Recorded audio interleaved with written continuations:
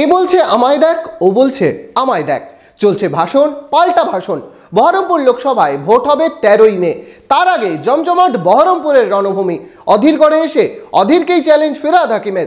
তুলছেন বিজেপির সাথে কংগ্রেসের সেটিং তত্ত্ব। কি বলছে বিজেপি, কংগ্রেসেরই বা কি দাবি, দেখুন বিস্তারিত। বহরমপুর শহরেই 4 star deluxe premium hotel with luxury and comfort golden retreat. এখানেই জেলার একমাত্র ডিস্কোথেক, আছে রেস্টুরেন্ট, লাউঞ্জ বার, অত্যাধুনিক gym, spa, swimming pool, club মেম্বারশিপের সুযোগ। বহরমপুর শিল্প তালুকে গোল্ডেন রিট্রিট। এবার লোকসভা ভোটে হাই টেনশন কেন্দ্র বহরমপুর। একদিকে 5 বারের সংসদ, উল্টো দিকে খ্যাতনামা চিকিৎসক। তার বিরুদ্ধে তৃণমূল লড়াইয়ে নামিয়েছেন বিশ্বকাপ জয়ী ক্রিকেট দলের সদস্য ইউসুফ পাঠানকে।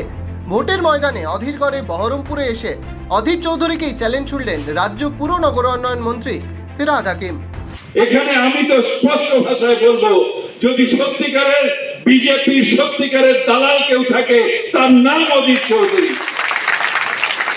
সে দালালি করছে বিজেপি, ওখানে রাহুল গান্ধীর সাথে ঘুরে বেড়াচ্ছে, আর এখানে এসে বিজেপির হাত শক্ত করছে। তিনি নাকি চ্যালেঞ্জ নিয়েছেন মমতা বন্দ্যোপাধ্যায়কে, অভিষেক বন্দ্যোপাধ্যায়কে, যে আমার বিরুদ্ধে দাঁড়ান, আমাকে হারিয়ে দেখান।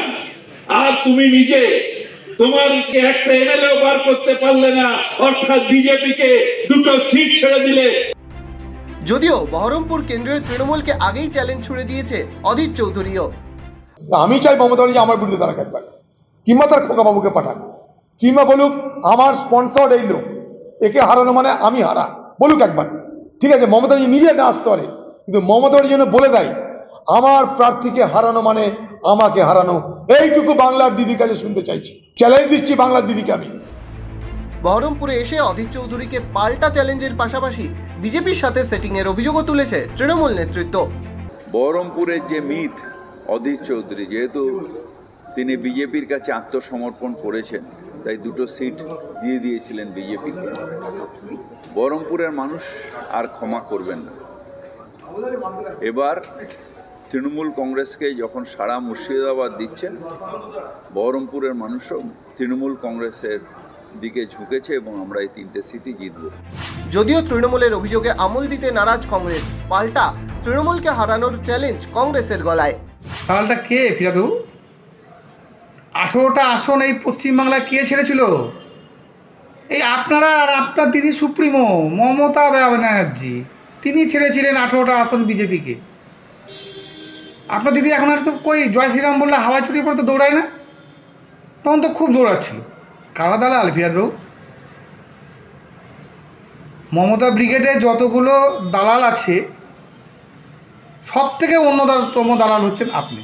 অধীর চৌধুরী এখানে বরাবরই লড়াই করেছে, এখানকার মানুষ জানে। বিজেপিও সেটিং এর তত্ত্ব উড়িয়ে বহরমপুর কেন্দ্রের বেশ আশাবাদী।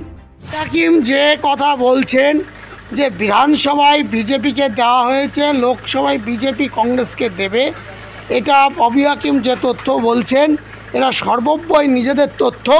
কারণ এই রাজ্যে ববি হাকিম মন্ত্রিত্ব হয়েছেনই অধীর রঞ্জন চৌধুরীর আশীর্বাদে।